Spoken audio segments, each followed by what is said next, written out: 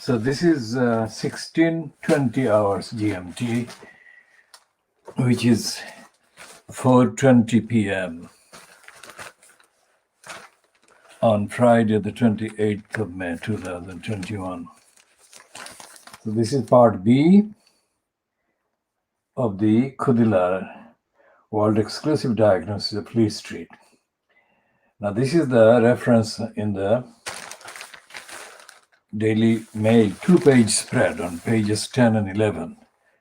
And the dominant reference is to the Indian variant of the COVID-19 virus in the UK. So that's the front page of the Daily Mail, which is completely typically dishonest and conflicting and contradictory and misleading and inaccurate and in denial, because what it is saying is that the lockdown should be lifted. That has been the theory, and that has been the theme, and that has been the agenda and the campaign by the Daily Mail and all the reactionary, racist, corrupt outlets. The scum, which is our evidential name for the Daily Sun, owned and controlled by the Australian dirty digger racist Rupert Murdoch. The racist Rupert Murdoch is racist because his outlets have fomented hatred, racist hatred, for decades, since the racist liar took over control of the scum. Late 1960s, early 1970s. And then he took over control of the Times and the Sunday Times. Now, there are accessible evidence of the corruption and criminality and racism peddled by and funded by Rupert Dirty Digger Murdoch. So every single detail we don't have to refer to and mention, but suffice to say that the scum, like the Daily Mail, have scant, that is hardly any, regard for accuracy, facts, truthfulness, whatever. They are representing the agenda for the dark age and the darkness. And the darkness in the worst sense of the term. And if Dominic Cummings' evidence 2 days ago, Wednesday, the 26th of May 2021, when he appeared before the Select Committee called Science and Technology Select Committee of the MPs, if these papers, Daily Mail and the scum, are among the Fleet Street liars, branding Cummings as having given toxic, explosive,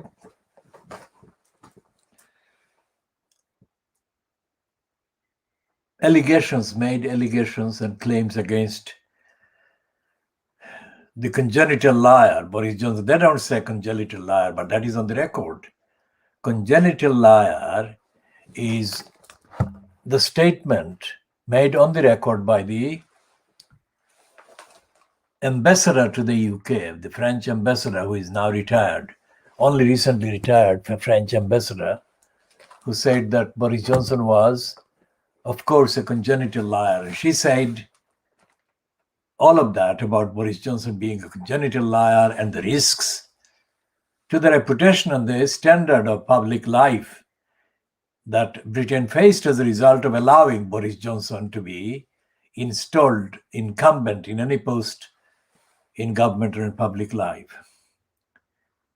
And the congenital liar is the theme that keeps coming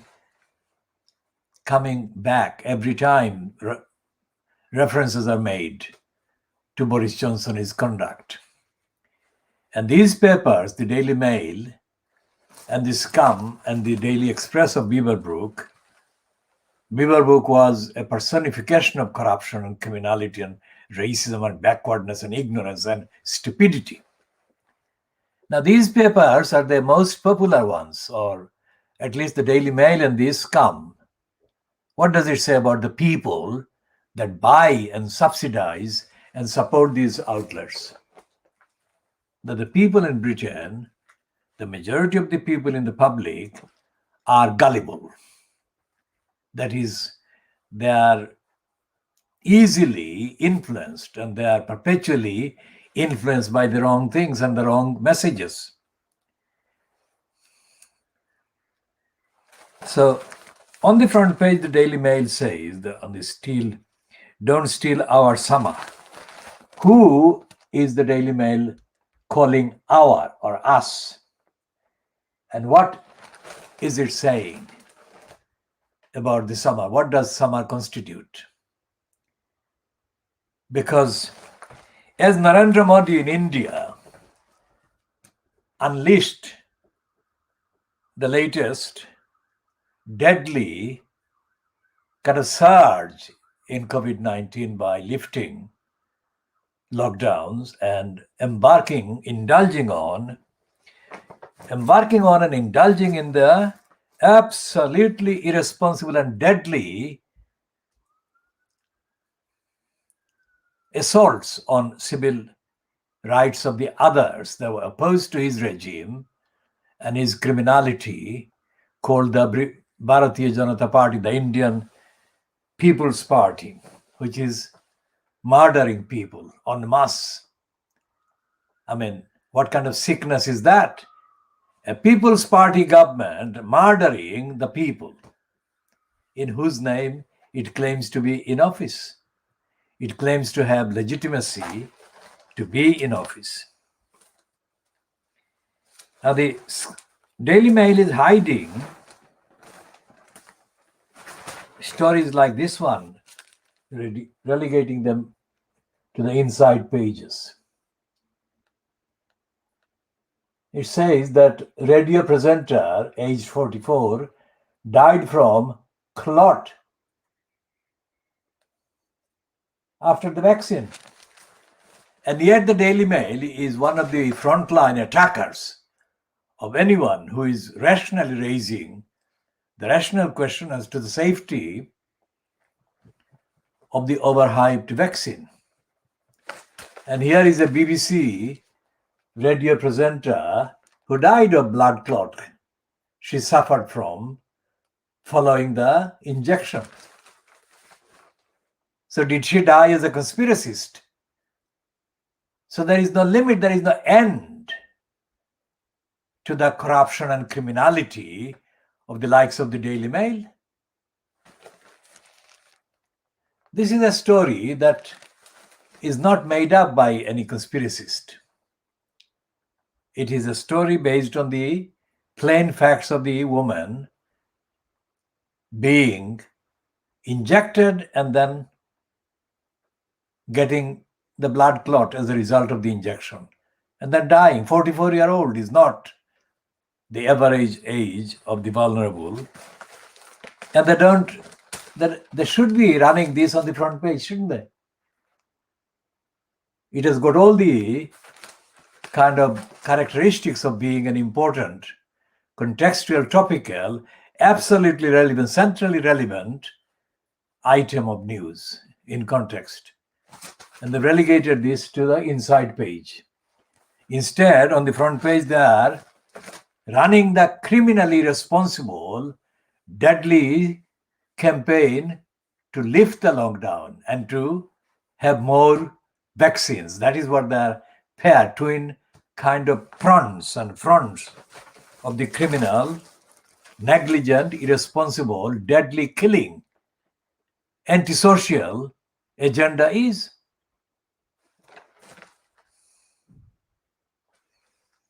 And they're touting for information from the government for going to holiday to low infection islands. This is a stupidity and fantasy festered by the Daily Mail criminals.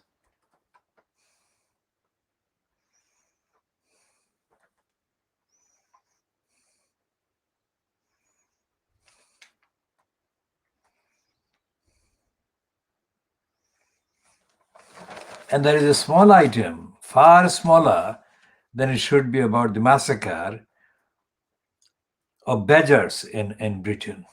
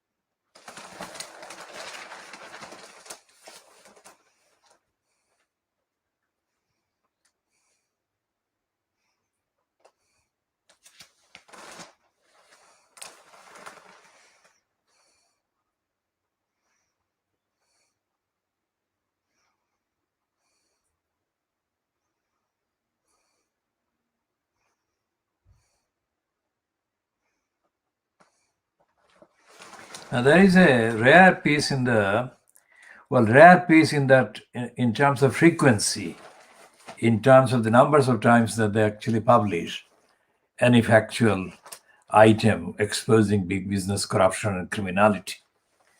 That's the rarity, that the frequency is less as compared to the frequency with which they publish minor misdemeanors and acts of greed by the poorest people.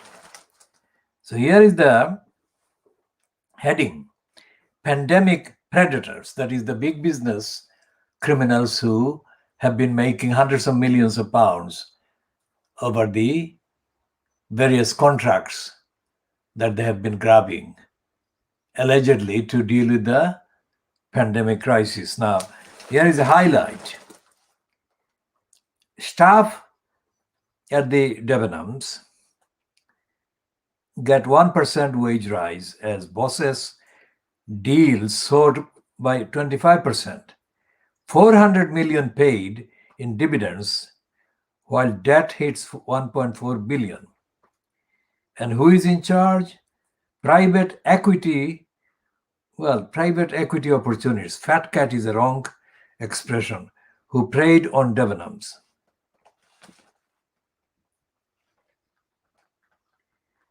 The 80 million alpha male chairman who never loses out. The chairman is paid 80 million pounds.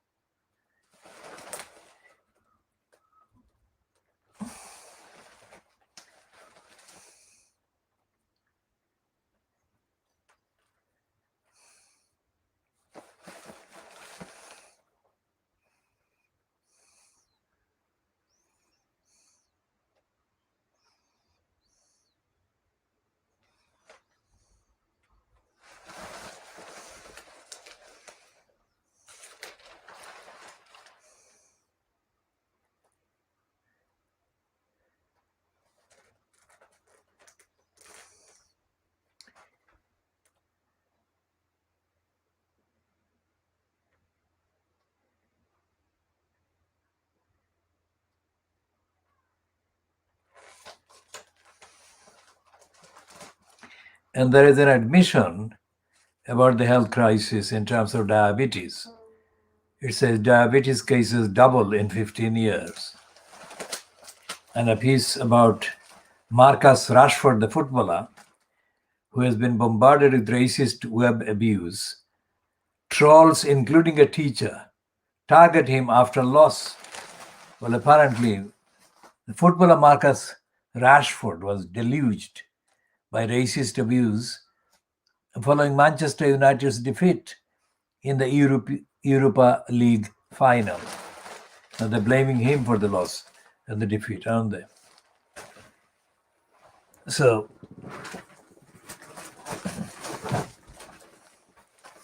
we shall go to look at the other papers, especially we started the Guardian.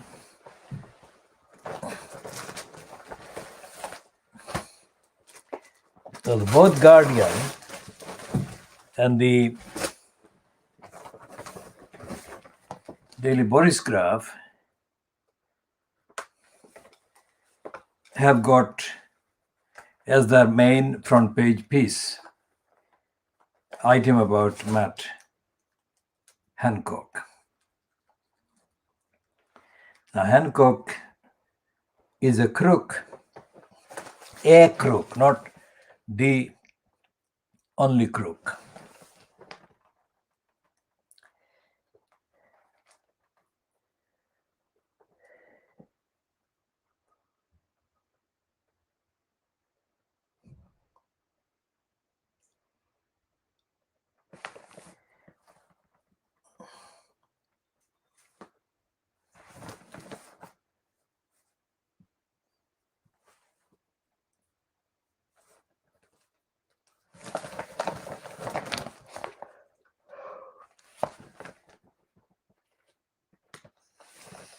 And they're supporting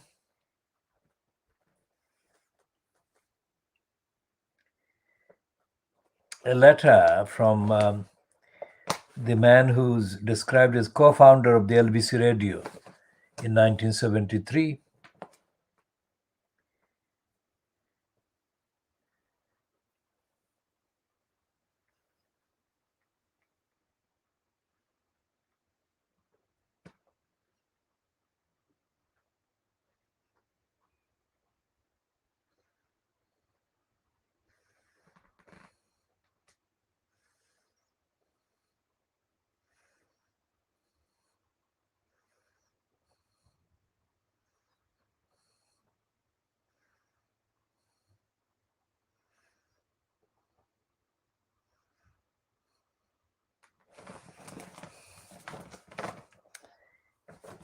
And it says that reforming the BBC can avoid a no points future. No points is a reference to the recently held Eurovision contest, which produced 0 point given to the European British entrants. As a co-founder of both commercial radio and television consortiums in the 1970s, and as a past government advisor on policy, on strategic innovation, I have been following the BBC crisis with interest. So far, there is a surfeit of noise about how to solve the problem. The systemic elements of the governance shortcomings have not been properly defined, never mind examined or rethought. So his last paragraph is, well, the last but the one that is the penultimate paragraph in the letter by Norman Strauss reads, "The BBC has such an opportunity. Apply that ethos, ensure the design of better self-correcting governing systems that embed high creative standards and give its future leaders the tools and the training to do the job. Either that or a future of repeated no points is looming over its horizon." Now, Norman Strauss is not a name that was in the public domain, and the public domain didn't exist until the internet appeared, at least not in the way that it is accessible now and referable to. But I don't know where Norman Strauss was in 1973 when I made a number of calls that were broadcast on LBC in 1973, live broadcasts. And my comments were critical, but they were broadcast. But the LBC declined and it descended into complete racism and stupidity during the 20 years that followed. So in 1992, when I was doing the campaign, organizing the campaign in defense of the parents and the guardians at the governing body at the Stratford School in Newham from January to June 1992 in effect, I had to be very careful about making any calls to the LBC because the LBC radio was covering my campaign, as were the television equivalents for ITV and BBC, ITV London and BBC London in the main. Some UK-wide outlets were broadcasting as well, but the main daily frequency of reports carrying my images and my comments, etc., were more often aired on BBC and ITV London. And in the radio context, the main presenter on LBC was a racist criminal called Robbie Vincent. That racist criminal was ignorant and stupid. And I had to make a call in order to correct the stupidity and point out the ignorance. And the moron just cut me off. That is not something I could control in any way or shape. And I should not have been bothered about whether I would be kind of cut off or not. The points I did make were on the record.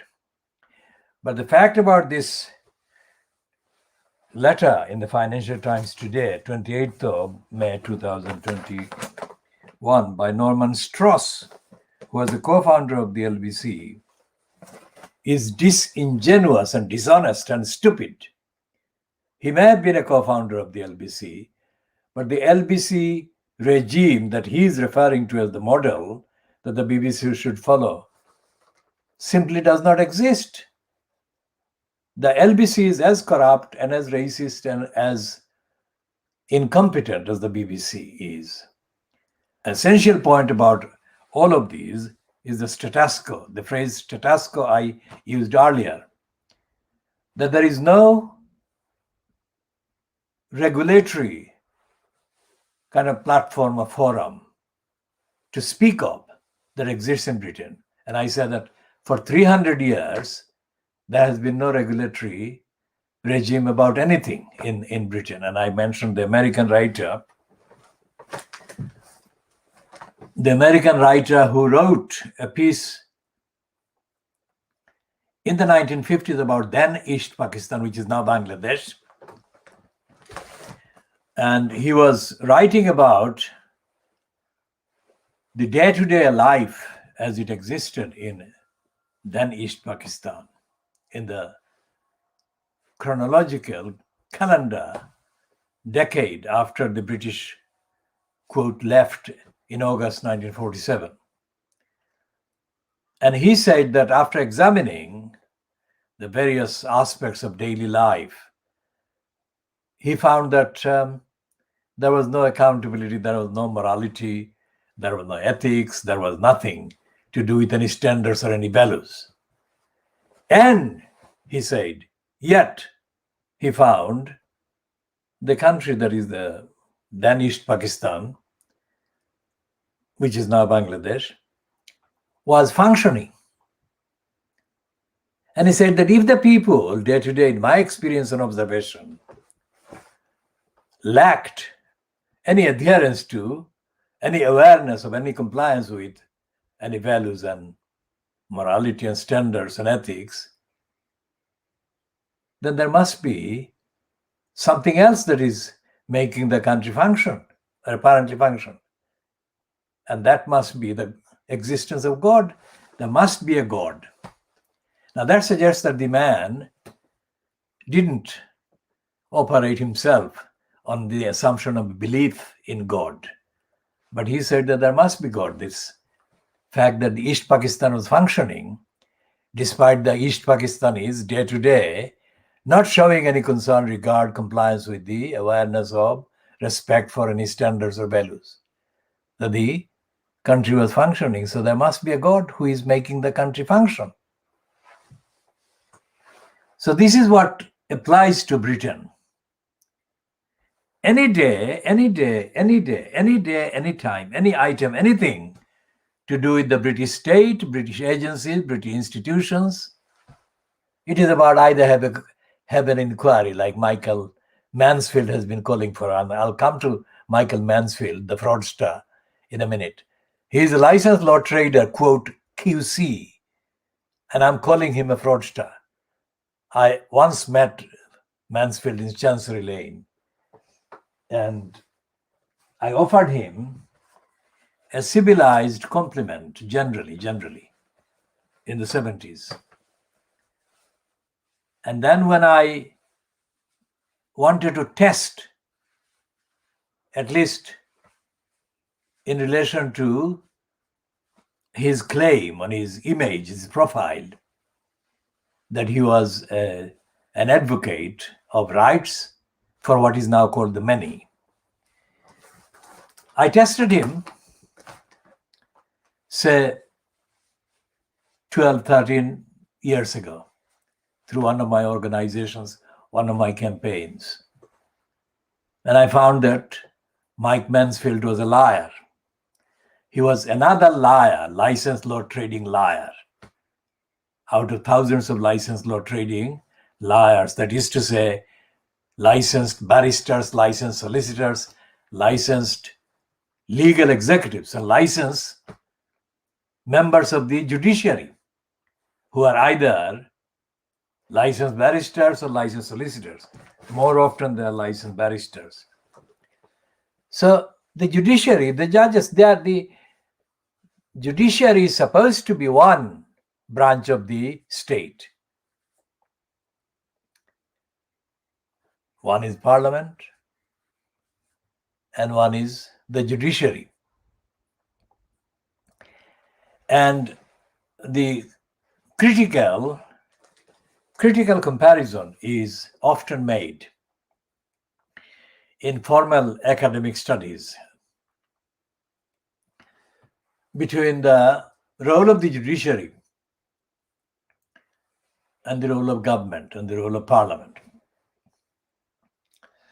And the judiciary is falsely, wrongly, without justification, credited as being independent of the state, that is, independent of the government, independent of parliament. This is not the case. Because what these comparisons actually are based on is a lie, is a fundamental lie about the presumption or presumed existence of universally, verifiably kind of existent fairness in the decision-making processes. That fairness doesn't exist, but that's the assumption. It is not only assumed, but it is aggressively promoted as the underlying assumption, as the operating assumption, that every decision made by any agency of the state, anywhere, is made in good faith. Now, good faith is not the only factor, but the good faith is the key leading factor. Then there is the question of the presence of the skills, the knowledge, the abilities, the capacities. And when you examine the evidence, as we do, as we are doing, diagnosing, world exclusive diagnosis of Fleet Street, but by that diagnosis, we are also, in the process of that diagnosis, we are also diagnosing the government, the judiciary, and the individual members such as Michael Mansfield. Now, Mansfield has been in the news today, as we have spotted in the particular tweet we came across in the course of our fact-checking that goes on 24 hours. This is a piece by metro.co.uk. And the Metro, who is part of Fleet Street, but not part of Fleet Street, the more kind of newspapers. It is a morning newspaper. Well, it appears in the form is newspaper. It's part of the Daily Mail group, which controls it. And it is misedited by morons, as the rest of the papers called Fleet Street are.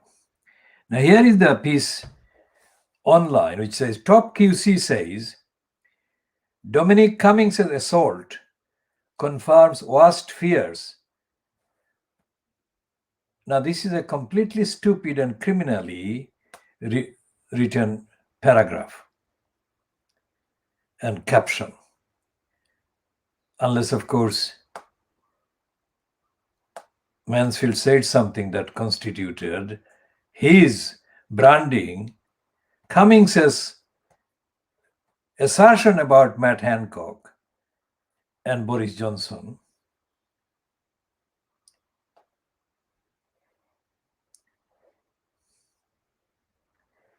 as constituting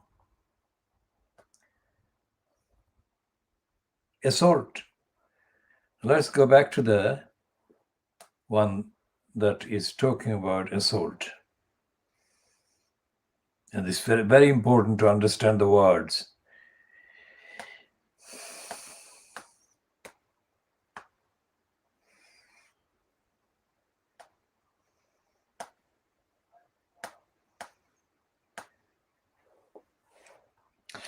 So we posted 2 hours ago a tweet.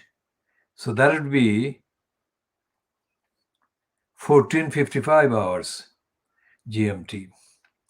We said stop Mansfield's corruption.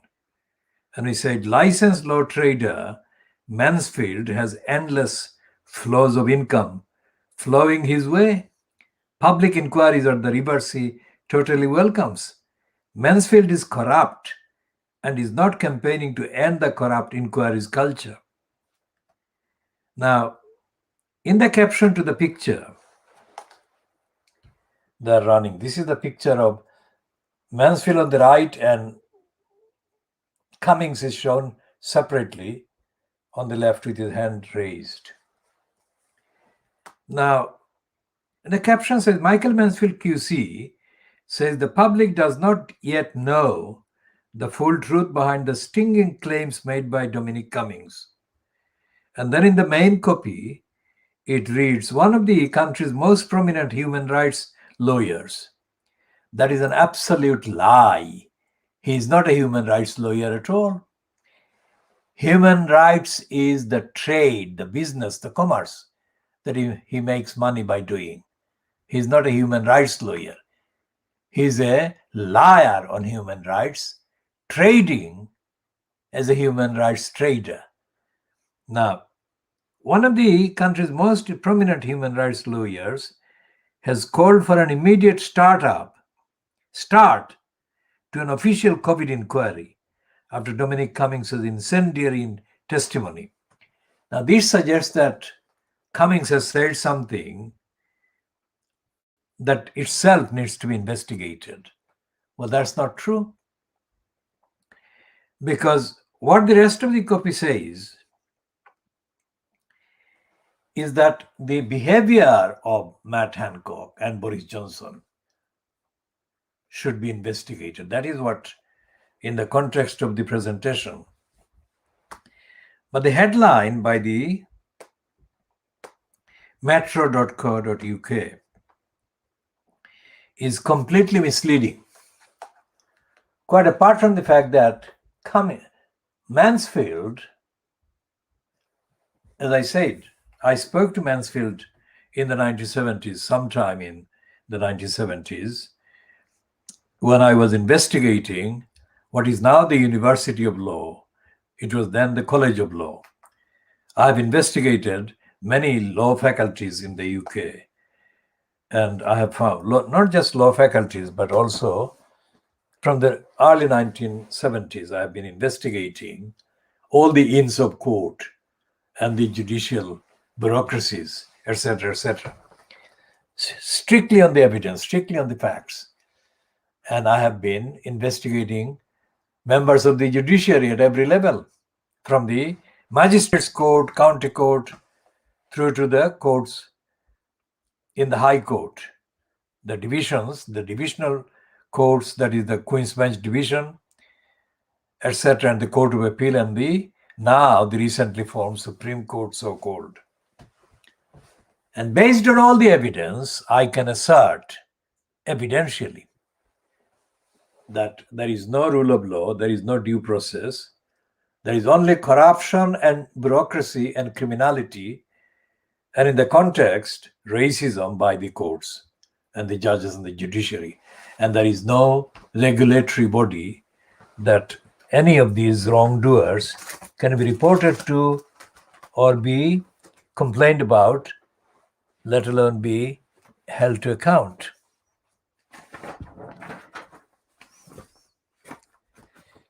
And so therefore, these are the papers that we have been looking at, and they don't contain the evidence that substantiates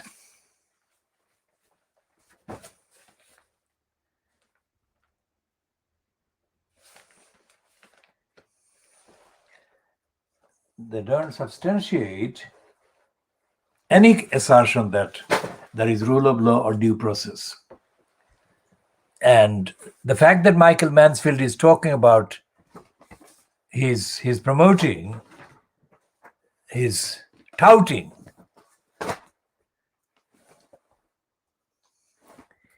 He's touting for a public inquiry is not unconnected with the fact that he is probably the most engaged of public inquiry licensed law traders, currently enjoying one of the highest rates of income under this operation. He's already chairing one inquiry connected with the COVID disaster, and he wants a bigger inquiry, which is part of the other licensed law traders' calls about the COVID handling. Now, we don't need, if in a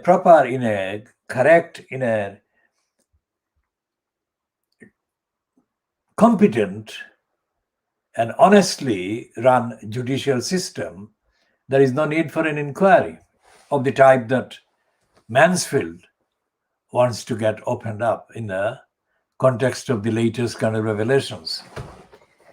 He wants to be one of the players. Mansfield was the recipient of several million pounds over a period of years, during which so-called inquiry into Northern Ireland took place. He doesn't have to appear in courts as such.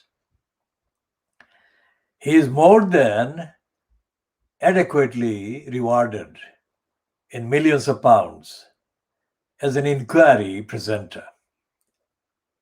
I mean, Michael Mansfield himself tried to kind of professionally commandeer the campaign after the murder by racists of Stephen Lawrence. And Mansfield messed up big time. Mansfield, being the white racist, arrogant assumer that he knew better than the licensed law traders of African or Asian origins to know how to get at the truth of who sabotaged the prosecution and bringing to book those responsible for the racist murder of Stephen Lawrence. He messed up and he delayed. And Mansfield keeps appearing in various inquiries in various shapes. The only thing that is constant is Mike Mansfield appearing. He doesn't produce the justice. He doesn't kind of deliver a justice outcome against the injustice that the inquiries are about, or his clamor for inquiries, as currently this week is. And if Mike Mansfield is a crook and a fraudster and a liar, then there is no chance of any justice to be found anywhere against the predominantly right-wing, racist, and hateful cabals of barristers and solicitors in this country. Every time I say barristers or solicitors, should be assumed that I'm saying it within quotation marks, unless I expressly say that the quotation marks don't apply in the particular context of a particular reference. I mean, for decades I've been investigating various parts of the judiciary, various parts of the licensed law trade, various parts of the elected pretenses of democracy.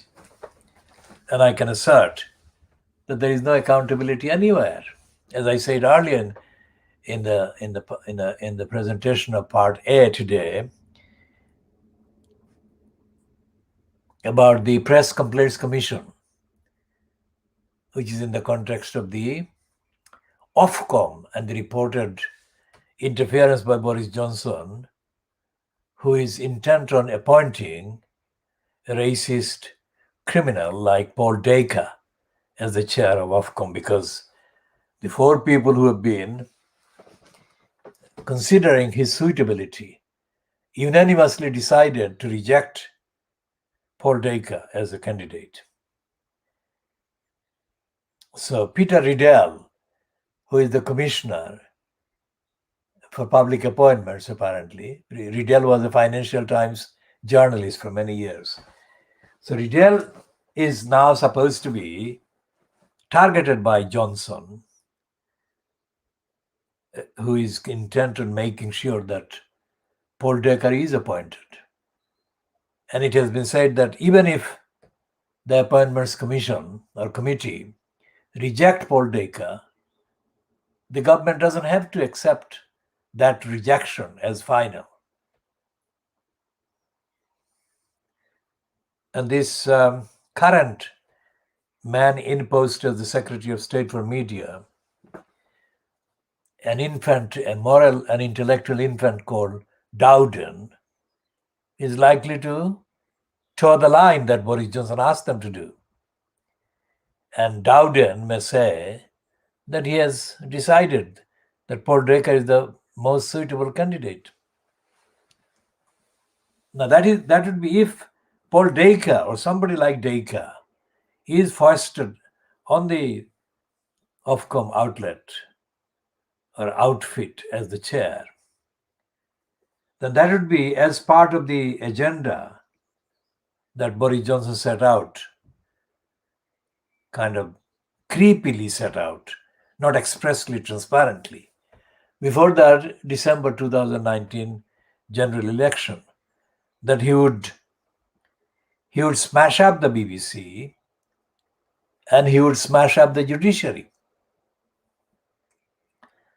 Now, the fact that these are two serious kind of assertions and aims, an ordinary rational person coming from Mars would think that Keir Starmer, who is still festering as the leader of the opposition, would have made something of this corruption and criminality of the most brazen type.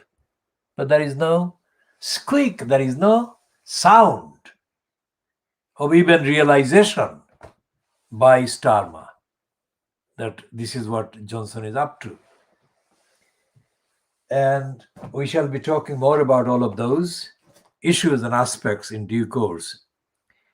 Now we talk about the need to get rid of the corrupt post of executive mayor, elected mayor in Tower Hamlets. Why do we do that? Because as Una King said in her 17th of June 1978, said that again, in her 17th of June 1998, not 78, 17th of June 1998 appearance at the PMQ's Prime Minister's Questions. And I'm reading nothing. I'm only saying it from memory. So therefore there was this confusion with 78 and 98. I'm not looking at a script. I'm just sitting there and speaking, presenting this verbally. And when Una King stood up during the question time, Prime Minister's questions, on the 17th of June 1998, she referred to the Jarvis Index or Jarmin Index or Jarman Index. Probably it is spelled Jarman, Jarman. Now that was an index to measure, or used at the time, to measure the level of poverty and deprivation. And she cited that Jarman index, not with a G, but the spelling is Jarman, Jarman index. She said, and let's see if we can find this quickly.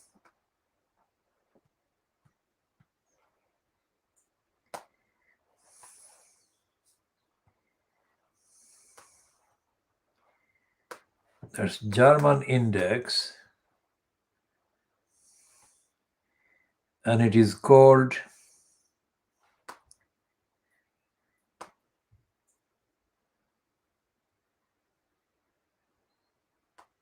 It's one of the indices, let us say, a number of indexes, let's say.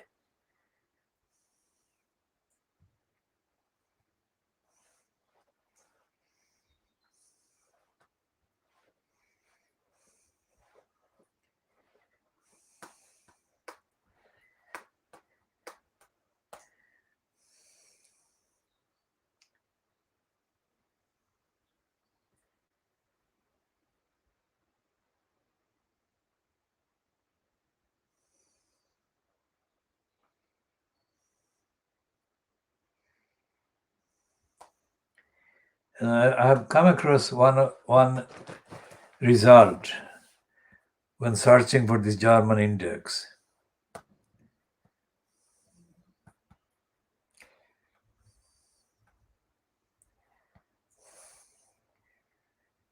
Which is headed 100 Great Britons. So Una King is described as a great black Briton, 100 Great Black Briton.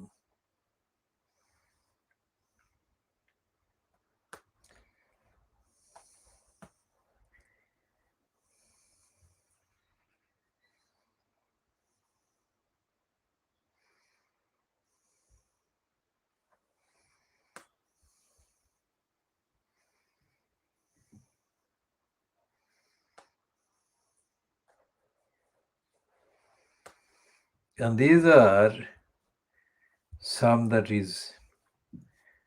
are listed, these indices. 1998 Department for Education had these indices. German, Carstairs and Townsend. These are scores for words. Index German 1984 versus the Townsend Material Deprivation Index. And so Una King mentioned that according to the German index, which was less radical than the comparable Townsend, and we shall come to Townsend later, not necessarily in this edition, but we shall.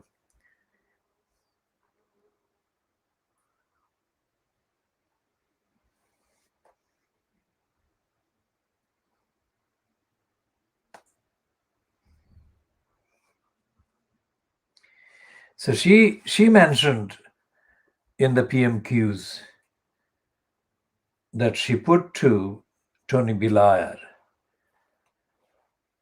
that Tower Hamlets, according to the German index at that time, on the day of her question, the 17th of June 1998, the Tower Hamlets was one of the most deprived boroughs in the country. And she referred to the constituency.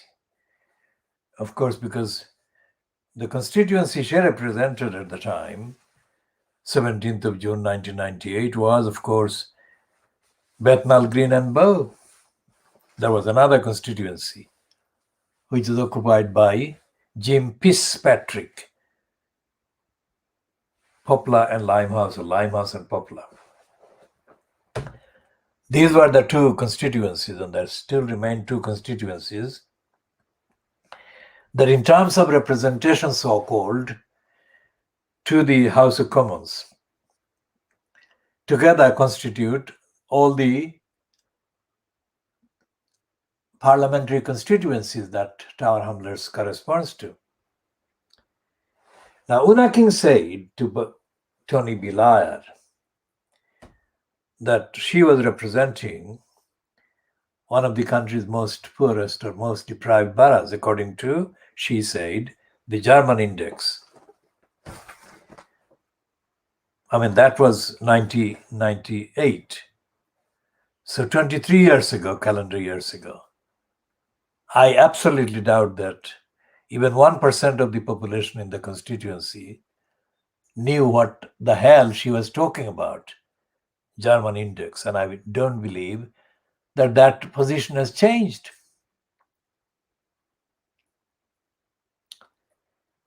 because the level of ignorance, the depth of ignorance that exists and prevails and dominates both our constituency at the time and the rest of the borough of Tower Hamlets is absolutely staggeringly high. And this is the real deprivation. Education is absent, even learning is absent. Education is, in my definition, a higher level than learning. Education, I define education as moral, ethical enlightenment, universal enlightenment, objective enlightenment, beyond time, beyond periods, and beyond regions. Now, when Una King said that, she didn't say that in pursuing.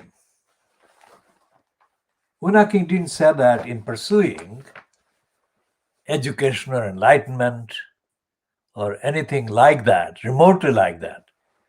She was coming across and putting forward her own CB as being someone who is informed, etc., etc. And she said, typically corruptly, Una King, she said, would my right honorable friend, which is the corrupt prostitute expression for the holder of the post, join me, that is Una King, in congratulating the local Tower Hamlets Council for reducing the housing waiting list or waiting list for council houses by 10%. Now 10% is the smallest kind of percentage block in 100. 1/10. So it leaves out the 9/10.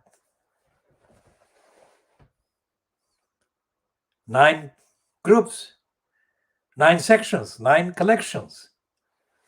So how stupid and illogical, idiotic and pretentious and false was Una King.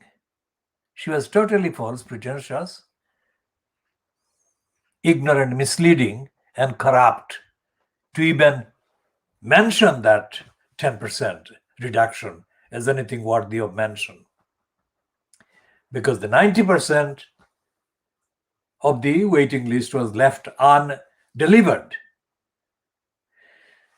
Now that's 17th of June 1998 by Una King. 23 years on, Tower Hamlets has not done any better. In fact, it has done worse, significantly worse. And 4, 5, 6 years after she made that stupid invitation to Tony Blair on that stupid statistics, thus confirming that statistics essentially is a pack of lies. Whenever statistics are cited,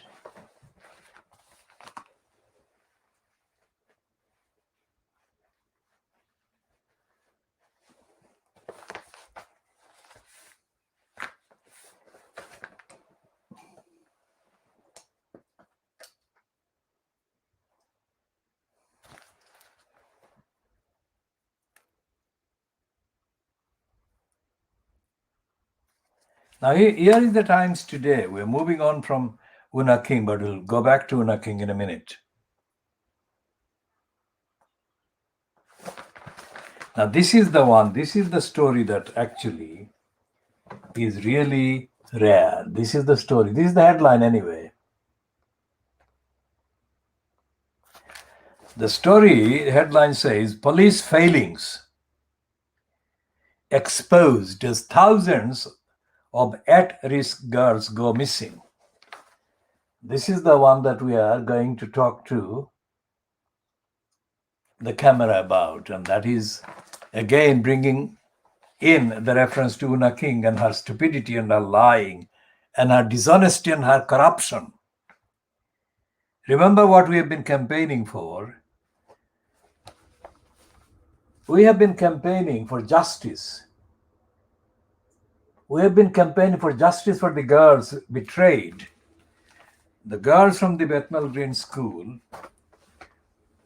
or the Bethnal Green School girls that have been let down and betrayed by the corrupt and the stupid, criminal Tower Hamlets, the local council. And the girls, by the girls who refer to the girls that went to Syria, allegedly being groomed, allegedly being radicalized, and the details of radicalization that have been available online in the recent months include the references to the role played by the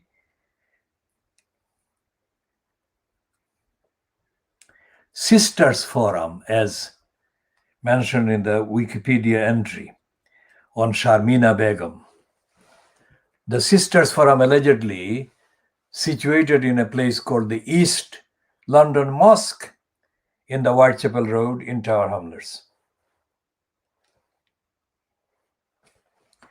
Now, that is a direct assertion, factual assertion by Wikipedia about the role played by these so-called Sisters Forum based at the so-called East London Mosque in the Whitechapel Road in Tower Hamlets.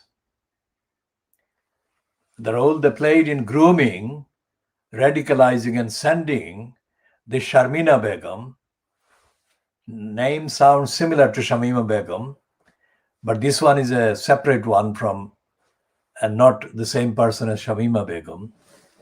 So Sharmina Begum arrived in Syria in December, or she left for Syria in December 2014. And she was later, a few months later, joined by the three girls, including Shamima Begum, Amira Abbasi, and the other girl. And all of these four girls were betrayed by the Tower Hamlets local council, which neglected the council's safeguarding the children duties owed to these girls. And as I've said, and as any objective observer would say, if the council, the Tower Hamlets council, was actually bothered about doing the job, discharging the duty and safeguarding these children, these girls, then they would have done everything, whatever the number of things that they would have done, but everything that the safeguarding duties warranted needed to be done by them in order to make sure that the girls' safety and safeguarding was guaranteed and the girls were prevented or precluded or saved from leaving home and leaving the UK, going anywhere near Turkey, let alone Syria. Tower Hamlets Council did not do its duties. And we have covered factually the various stages and the details, and we have identified the negligence in the person of Lutfur Rahman, who was for calendar years. Lutfur Rahman was for the relevant calendar years, during which these children were being brainwashed and radicalized. Lutfur Rahman was incumbent in the post of the elected mayor, the corrupt post of elected mayor, and Lutfur Rahman did not do anything to safeguard the children by the council. Now, separately, Lutfur Rahman is connected with the so-called East London Mosque, as the published evidence confirms. Because Lutfur Rahman was the sponsored token, sample, agent, sponsored by the operatives that decided to mount the kind of procedural campaign to foist the corrupt elected mayor post on Tower Hamlets Council. So it is worth raising the question as to what Lutfur Rahman did in terms of the duties that the Tower Hamlets Council owed to these children. And if he decided that Tower Hamlets Council should not do its duties in any way linked to the fact that he, Lutfur Rahman, was aware of the agenda being pursued by the Sisters Forum and others concerned, but not named in the Wikipedia entry, but maybe named in so far unpublished accounts and documentation and references. Then to what extent was Lutfur Rahman guilty of a series of crimes?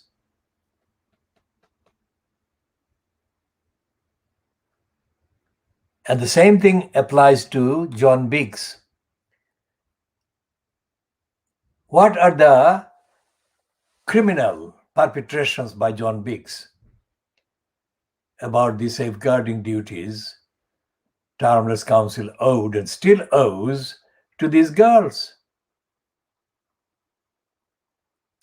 Because when Lutfur Rahman was kicked out of the corrupt post of the executive mayor by Richard Morey, who acted as the election commissioner, and on 23rd of April 2015, Richard Morey kicked out Lutfur Rahman from that post.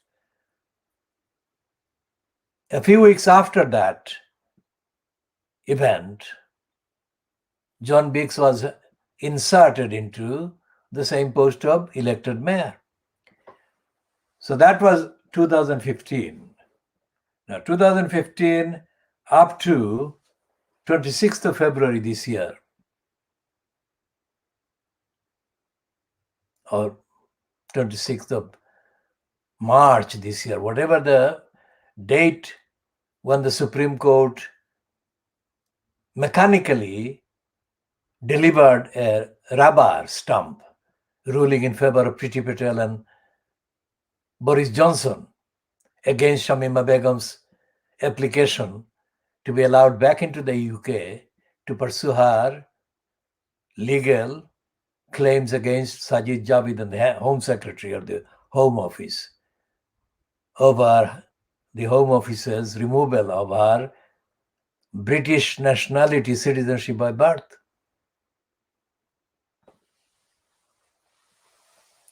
So it's the same Tower Hamlets Council, crooks and criminals, serial crooks and criminals and liars,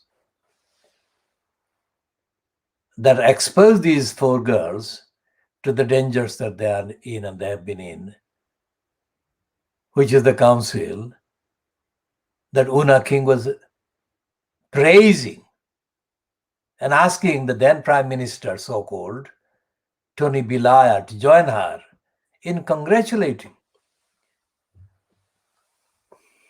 Now, that was 17th of June, 1998, when Una King spewed the stupidity in praising Tower Hamlets, the Council of Crooks. 5 years after that praise, Una King the crook took part in the same corrupt council's destruction of rights of the council housing tenants and residents. As a part of this scam fronted by the overhyped working class Deputy Prime Minister John Prescott the crook, Prescott destroyed the council housing stock in Tower Hamlets by putting extreme pressure on the crooks of Tower Hamlets Council to hand over what is now billions and billions of pounds worth of housing council housing property to the gang of crooks and criminals known as Popla Harka, and later to another gang of criminals called Tar Hamlets Community Housing, and to smaller, less widely known gangs of criminals operating in Tar Hamlets, including the kind of distorted and disfigured and kind of abandoned, if ineffectively, the cooperative called Spitalfields Housing Cooperative. All of these gangs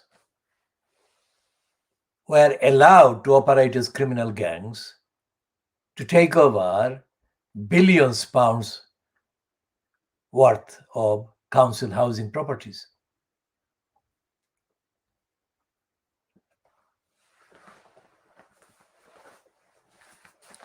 We shall come back to those updates.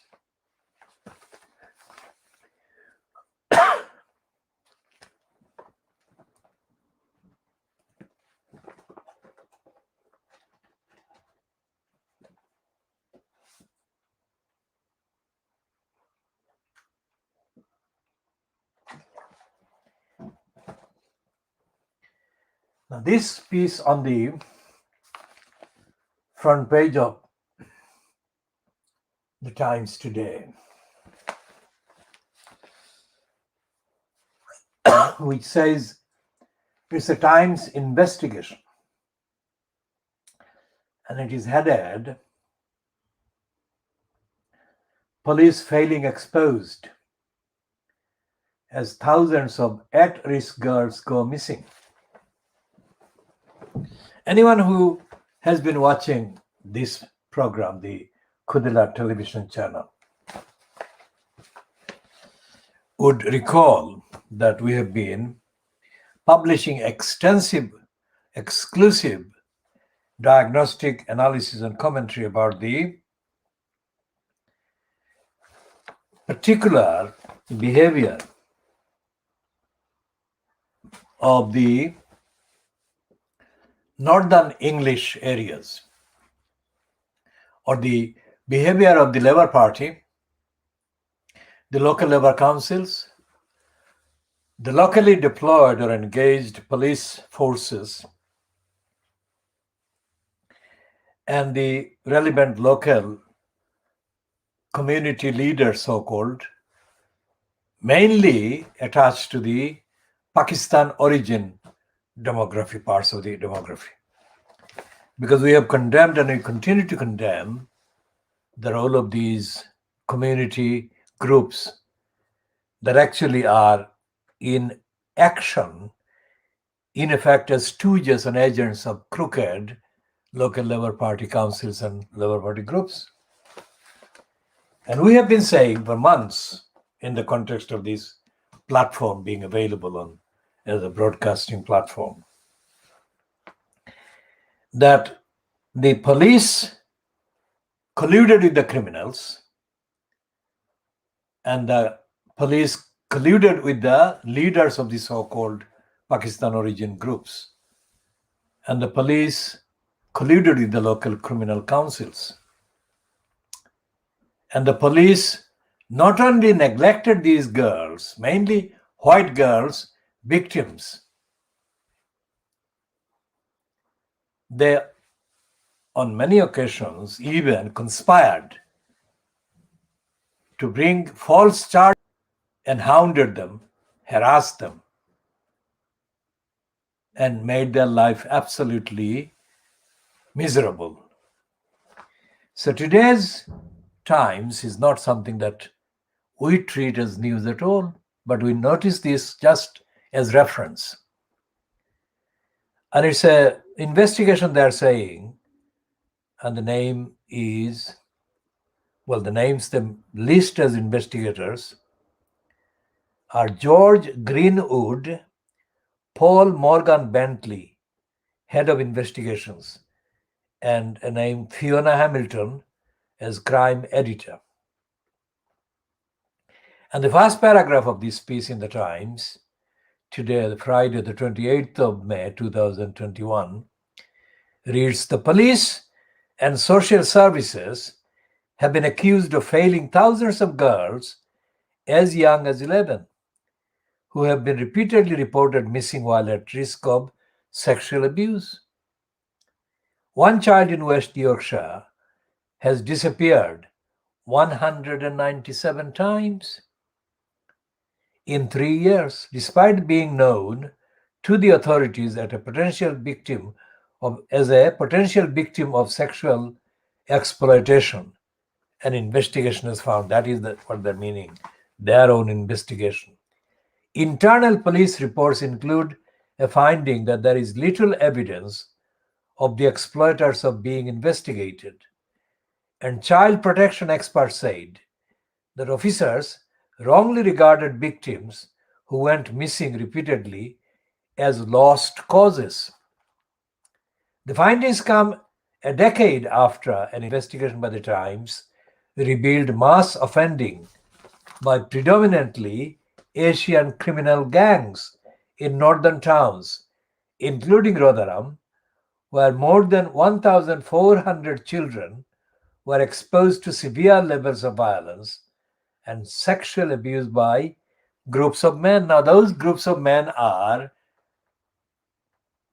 predominantly men of Pakistani origin. They may have been born in England, but the overwhelming majority of these criminals are of Pakistani origin.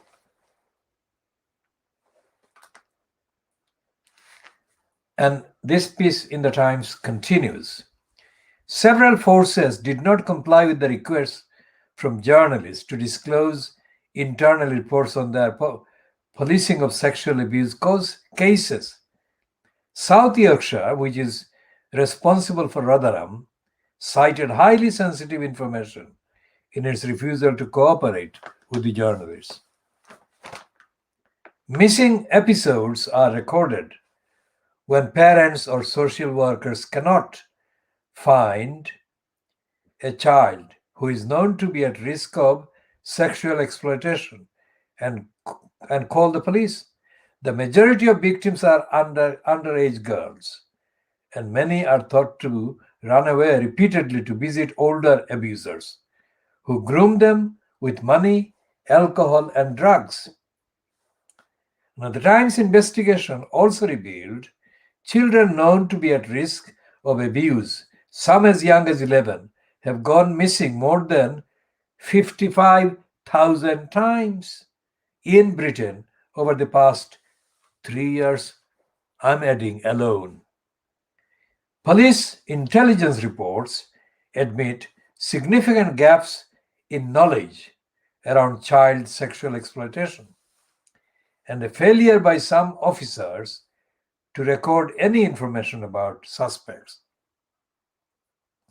One teenager with learning disabilities was filmed being abused by a group of men, but police initially took no action because she claimed that it was consensual. High Court judges have complained to the government that councils are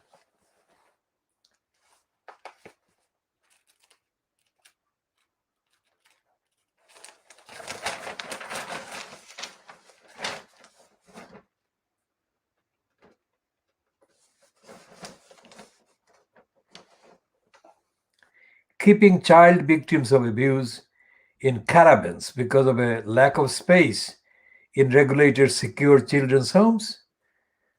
Forces tried to cover up failings by redacting potentially embarrassing findings in the reports. Now, they then mentioned Priti Patel, the Home Secretary, the Interior Minister, or the Minister for the Interior in Britain. Priti Patel, the Home Secretary, said, I expect each case to be fully investigated, and we are supporting the police to better understand these hideous crimes and make full use of their powers to stop these abhorrent acts. She said that the government had published a strategy for authorities to better respond to cases of children at risk of abuse. Now, that is the stupidest statement that she could make. What does she mean by better understand? Why don't they understand? What is there to better understand? Take a pause there and think about a boat, a dinghy carrying 10 migrants, let's say, from France to England. And what does she do? She sends in the Air Force, the British Air Force, and the British Navy, and the British police to surround, target, and probably intentionally, accidentally sink the boat. So this criminal, Priti Patel, should be prosecuted for mega scale neglect and negligence of children at risk. So this is the kind of item. This is the item that actually can be related to the ability on the part of Tower Hamlets Council to neglect their duties to safeguard these Bethnal Green schoolgirls, because the crooks in the council have known and still do know that the police will collude with them in hiding and covering up. And that the councillors would behave as dead. And the incumbent in the post, the corrupt post of the elected mayor, would do the same. So when somebody says that Shamima Begum is a jihadi bride, is radical, do they realize who make her get described in that way? It is the local council. It is the local police. It is the local councillors. It is the mayor of the council in Tower Hamlets and the East London Mosque, Sisters Forum. These are the ones that have made Shamima Begum, within quotation marks, the jihadi bride. And the other girls with her, jihadi brides. Think about that. The papers are not saying that, but that is what the fact and the truth are. So where are we going? We are going to continue in part C.